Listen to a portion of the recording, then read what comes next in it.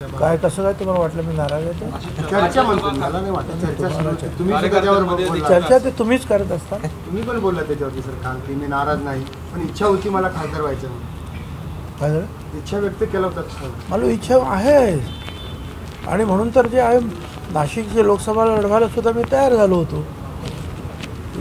दिल्लीतून माझं तिकीट त्यांनी फायनल केलं असं मला सांगितलं म्हणून मी कामाला लागलो आणि त्याच्यानंतर 1 महिना त्याचं जे आहे निकाल जाहीर होईना त्याचं मी म्हटलं बा आता हे बस झालं, ह्युमिलिएशन खूप होतं आहे काय मी थांबून घेतो. त्या समोरचा काम जो आहे उमेदवार 1 महिन्यापासून कामाला लागलेले आहेत, कोणाला द्यायचं त्यांना द्या. आणि ते माघार घेतल्यानंतरसुद्धा 12-15 दिवसांनी जे आहे उमेदवारी जाहीर झाली, म्हणजे शेवटच्या फॉर्म भरायचा शेवटचा दिवस त्याच्या आदल्या दिवशी.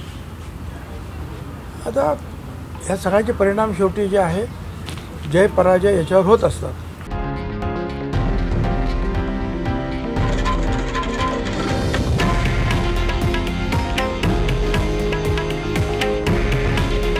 हे आहे देशातील नंबर 1 न्यूज नेटवर्क आणि आपण पाहत आहात TV9 मराठी.